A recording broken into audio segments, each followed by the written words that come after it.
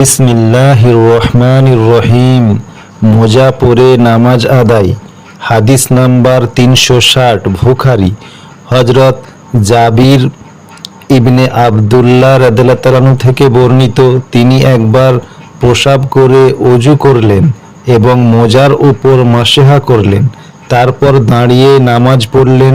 তাকে এ বিষয়ে প্রশ্ন করা হলে তিনি বলেন, আমি নবী করিম সাল্লাল্লাহু আলাইহি ওয়াসাল্লামকে এরূপ করতে দেখেছি।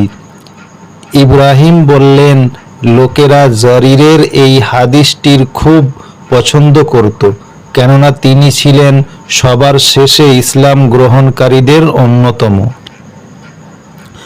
মোজার উপরে মাসেহা করে নামাজ পড়া। হাদিস নাম্বার 361, বুখারী। হযরত মুগিরা ইবনে শুবা রাদিয়াল্লাহু তাআলা আনহু থেকে বর্ণিত, তিনি বলেন, আমি রাসূলুল্লাহ সাল্লাল্লাহু আলাইহি ওয়াসাল্লামকে ওযু করিয়েছি। তিনি ওযুতে মোজার উপর মাসেহা করে নামাজ আদায় করেন। পূর্ণভাবে সিজদা না করলে। হাদিস নাম্বার 362, বুখারী। হযরত হুযায়ফা রাদিয়াল্লাহু তাআলা আনহু থেকে বর্ণিত, তিনি একজন লোককে তাড়াহুড়া করে রুকু ও সিজদা করতে দেখলেন। লোকটি নামাজ শেষ করলে হুযায়ফা তাকে বললেন, তোমার নামাজ হয়নি। রাবী বলেন, আমার মনে হয় হুযায়ফা এও বলেছেন, যদি তুমি এ অবস্থায় মারা যাও তাহলে মুহাম্মদ সাল্লাল্লাহু আলাইহি ওয়াসাল্লামের সুন্নতের বাইরে মারা যাবে। সিজদায় বাহু খোলা রাখা। হাদিস নাম্বার 363, হযরত আব্দুল্লাহ ইবনে মালিক বুহাইনাহ রাদিয়াল্লাহু তাআলা আনহু থেকে বর্ণিত, তিনি নবী করিম সাল্লাল্লাহু আলাইহি ওয়াসাল্লাম নামাজ পড়ার সময় সিজদার সময় দু হাতের মাঝখানে এতই ফাঁকা রাখতেন যে তার উভয় বগলের সভ্যতা দেখা যেত।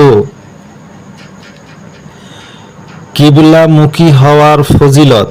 হাদিস নাম্বার 364, হযরত আনাস ইবনে মালিক রাদিয়াল্লাহু তাআলা আনহু থেকে বর্ণিত, রাসূলুল্লাহ সাল্লাল্লাহু আলাইহি ওয়াসাল্লাম বলেন, যে ব্যক্তি আমাদের নামাজের মতো নামাজ পড়ে, আমাদের কিবলার দিকে মুখ করে ও আমাদের জবাহ করা প্রাণীর গোশত খায়, সে মুসলমান। আল্লাহ ও তার রাসূল তার দায়িত্ব নিয়েছেন, সুতরাং তোমরা আল্লাহর জিম্মার ব্যাপারে বিশ্বাসঘাতকতা করো না। হাদিস নাম্বার 365, বুখারী। হযরত আবু আইয়ুব আনসারী রাদিয়াল্লাহু তাআলা আনহু থেকে বর্ণিত, নবী করিম সাল্লাল্লাহু আলাইহি ওয়াসাল্লাম বলেছেন, তোমরা কিবলাকে সামনে অথবা পিছনে রেখে পেশাব পায়খানা করো না, বরং পূর্ব দিকে কিংবা পশ্চিম দিকে মুখ বা পিঠ করে পেশাব পায়খানা করো। আবু আইয়ুব বলেন, আমরা সিরিয়ার গোলাম এবং সিরিয়ায় গেলাম এবং সেখানে দেখলাম কিছু টয়লেট কেবলামুখী করে তৈরি করা হয়েছে। আমরা অজ্ঞত কিবলামুখী হয়ে সেখানে প্রাকৃতিক প্রয়োজন মিটাতাম এবং মহান আল্লাহর দরবারে ক্ষমা প্রার্থনা করতাম। নামাজে কেবলামুখী হওয়া। হাদিস নাম্বার 369, বুখারী। হযরত বারা ইবনে আয়েব রাদিয়াল্লাহু তাআলা আনহু থেকে বর্ণিত, তিনি বলেন, রাসূলুল্লাহ সাল্লাল্লাহু আলাইহি সাল্লাম মসজিদে আকসামুখী হয়ে 16 বা 17 মাস নামাজ আদায় করেন। তিনি কাবার দিকে কেবলা হওয়ার পছন্দ করতেন। মহান আল্লাহ নাজিল করলেন, আসমানের দিকে আপনার বারবার তাকানো আমি লক্ষ্য করেছি। অতঃপর কাবামুখী হয়ে নামাজ আদায়ের নির্দেশ হলে তিনি কাবার দিকে মুখ করে, আর নির্বোধ ইহুদিরা বলতো, তারা এ যাবৎ যে কেবলা অনুসরণ করে আসছিল তা থেকে কিসে তাদের ফিরিয়ে দিল? আপনি বলুন, পূর্ব পশ্চিম আল্লাহরই, তিনি যাকে ইচ্ছা সঠিক পথ পরিচালিত করেন। তখন এক ব্যক্তি রাসূলুল্লাহ সাল্লাল্লাহু আলাইহি সাল্লামের সাথে নামাজ আদায় করে বেরিয়ে গেলেন। তিনি আসরের নামাজের সময় আনসারদের এক গোত্রের পাশ দিয়ে যাচ্ছিলেন। তারা বাইতুল মুকদ্দাসের দিকে মুখ করে নামাজ আদায় করছিলেন। তখন তিনি বললেন, আমি সাক্ষী, আমি রাসূলুল্লাহ সাল্লাল্লাহু আলাইহি সাল্লামের সাথে নামাজ আদায় করেছি। তিনি কাবার দিকে মুখ করে নামাজ আদায় করেছেন। তখন সে গোত্রের লোকেরা কাবার দিকে মুখ করে নামাজ আদায় করেন। হাদিস নাম্বার 371 বুখারী। হযরত আব্দুল্লাহ ইবনে মাসউদ রাদিয়াল্লাহু তাআলা আনহু থেকে বর্ণিত, তিনি বলেন, নবী করিম সাল্লাল্লাহু আলাইহি ওয়াসাল্লাম নামাজ পড়ালেন। রাবি ইব্রাহিম বললেন, আমি জানি না তিনি নামাজের কিছু হ্রাস বৃদ্ধি করেছিলেন কিনা। তিনি নামাজ শেষ করে সাহাবীরা তাকে বলল, হে আল্লাহর রসূল, নামাজে নতুন কিছু ঘটেছে কি? তিনি বললেন, তা কি? তারা বলল, আপনি এত এত নামাজ পড়েছেন। এ কথা শুনে তিনি পা দুটো ঘুরিয়ে কেবলামুখী হয়ে দুটো সিজদা করলেন।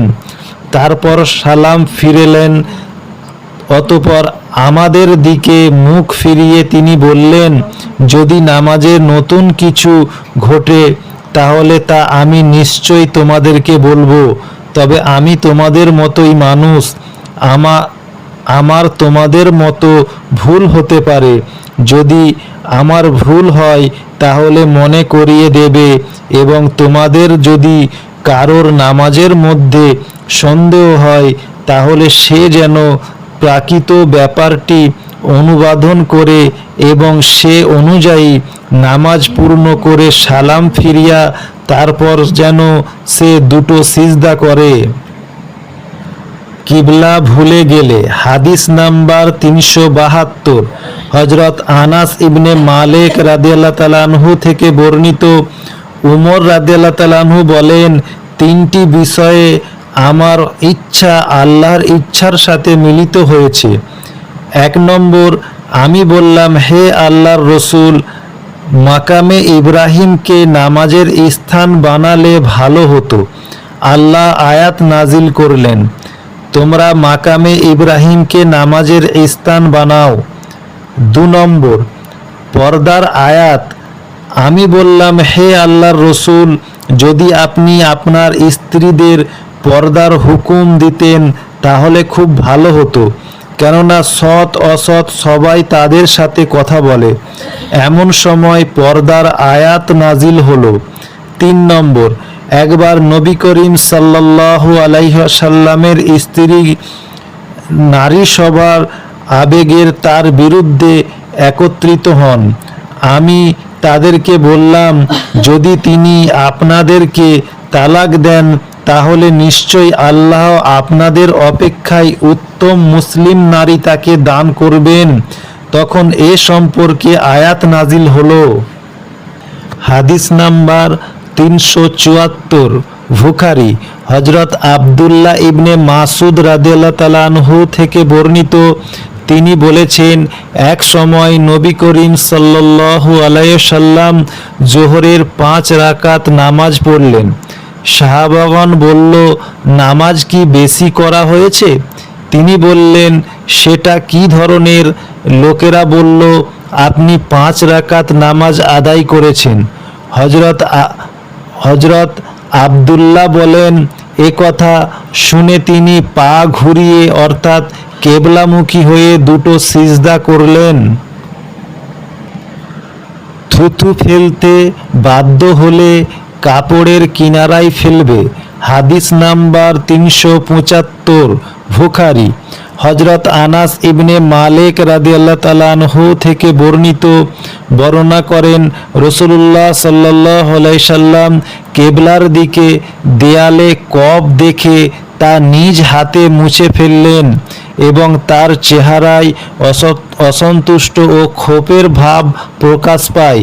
তিনি বললেন, যখন তোমাদের কেউ নামাজে দাঁড়ায় তখন সে তার মাওলার সাথে মিলিত হয়, কাজেই সে যেন কেবলার দিকে থুতু না ফেলে, বরং প্রয়োজনে বাঁ দিকে বা পায়ের নিচে ফেলবে। অতঃপর তিনি চাদরের কোণ ধরে তাতে থুতু ফেলে এক অংশের উপর অপর অংশ ভাঁজ করে দিয়ে বললেন, অথবা এরকম করবে।